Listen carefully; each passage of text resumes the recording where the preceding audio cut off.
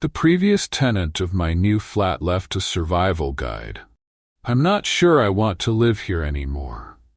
I moved in with my boyfriend yesterday. We've been together for 5 years now. When we're old and wise enough to settle down and finally leave our parents' houses, she just turned 24, and I'm 22. He's the love of my life. His name is Jamie, and I couldn't be happier to be living with him when we decided to make the leap.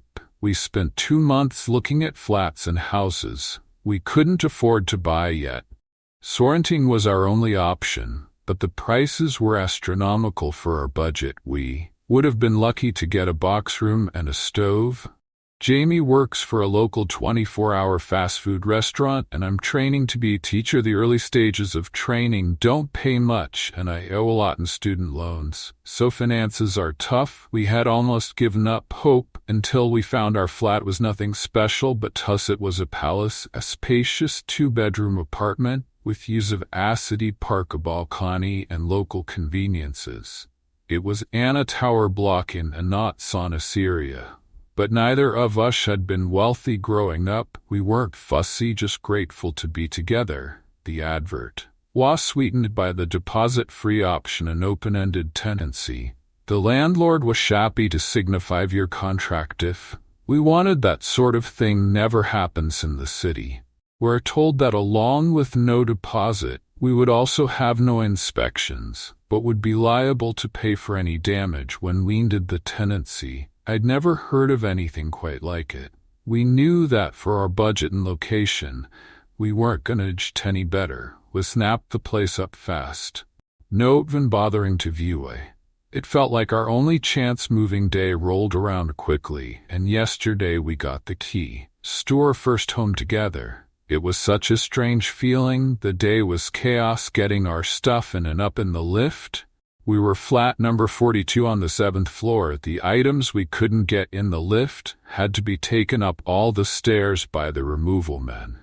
I think they were grateful we weren't any higher, but I still wish we'd been able to give them a better tip. In the evening, we settled down on our second hands of a given house by a cousin of a friend, and watched some TV. We smoked cigarettes on the balcony, looking at the park, and fell asleep on our mattress on the floor super early, because we had no energy to put the bed together yet, and Jamie had to work at a highest time of the morning. We slept soundly last night. It felt safe and happy.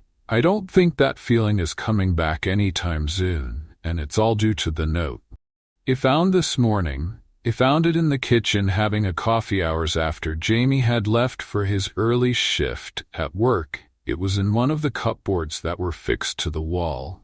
There were a bunch of useful items for the previous tenant's spare keys. The flat, a set of tiny keys that locked and unlocked the windows necessary for those with kids, the up spare smoke alarm batteries, and a folded up of paper. The note was handwritten with new occupier flat 42 in beautiful cursive on the blank side. I opened it up and sat down toward. I can't really describe it to you, so I'm gonna copy it out below. Dear new occupier, firstly, welcome to your new home. I lived here before you for 35 years with my husband. Unfortunately, he had an incident at home recently that I'd rather not discuss that claimed his life. My sister has now decided I can't keep up with the demands of the property and has insisted that I move him with her and her husband. I was reluctant at first, but the stairs do kill me my age, and without Bernie, it's filled with sadness anyway. When you've lived somewhere for as long as I have, it feels like a person that you understand its personality and what makes it tick. I thought it was probably pertinent that I impart some of that knowledge on you. It's a wonderful home. Honestly, I have lived through best and worst years. I'm leaving it behind is very emotional, but if you are to survive and get the best out of it, then there are some steps you need to follow. One, the landlord will never bother you. He doesn't visit, call, or communicate in any way, but make sure you pay your rent in animally fashionable ways. I have only dealt with him once in 35 years. On, let's say, I never missed another rent day. Any repairs required, you speak to the agent. You rented the place with 2. Do not use the communal lift between 111 and 333A. Just don't do it. This step is vital if you are to have a happy life here. It really is life or death. Don't do it. This has cost me and many others in the building greatly, and I would rather not elaborate and why you shouldn't do this. Just please don't do it. I cannot stress this enough. 3. When you hear the strange animal noises coming from flat 48, don't question it. Mr. Rat Prentice lives there and he's a lovely chap. Don't be afraid to say hello to him in the corridor on the stairs. She's old school, so he never risks the left, but whatever you do, don't check on him when you hear the noises. You'll know when you hear them for. If you ever come across a window cleaner on the balcony, ignore him. He may seem like the nicest fellow you've ever had trying to sell you something at the door, but it truly is best you don't engage. He will go away if you ignore him. But he tries pretty hard the first few times. You need some resilience, whatever you don't offer him anything. No money, no hot drink. 5. Don't leave food scraps in or refrigerate them immediately. If you have small animals, it is imperative that you watch the meat and take away any leftover food immediately after they are done. This unreal to go hunt the things for age all day and seem to really love animal feed. You don't want them in your flat. I promise you can leave what you want to out between 111 and 333A.m. So you may want to feed your pets. Then 6. Don't communicate with any neighbors who claim to come from plus 65 to 72. These spots suffered a fire in the late 80s that devastated the whole floor. All the residents died in their homes. The building was mostly council-owned at the time, and they never bothered to renovate the flats. They've been empty ever since, but every now and again someone will knock at your door claiming to live in one of these flats and ask to borrow some sugar. They will seem entirely average, but you must unlock the door immediately. I installed 2 extra security bolts to avoid these walls. I don't like to swear at my age, but they really are 7. Simple one for you here. Keep a weapon in 8 rooms. Sometimes you follow all these steps and something still slips through the net. Better to be safe than sorry. 8. The building has a committee that will try and get you to join it. It's one of those neighborhood groups about improving living conditions for all residents. It's a nice group. I'm the lady who runs it. Tara from flat 26 is a fantastic neighbor. By all means get involved, but I wouldn't recommend babysitting. Terry's 2 children, she'll ask you because the poor woman needs a break, but if you accept, don't say I didn't warn you. 9. Stray hairless cats sometimes roam in the hallway. I know they're supposedly a special expensive breed, but they don't belong to anyone. They're mostly harvest, but don't pick them up, not unless you see one of those neighbors that claim to live in 6572 and grab the cat and lock it inside with you. It'll burn your skin, but the cats are friendly and I wouldn't want to see them hurt.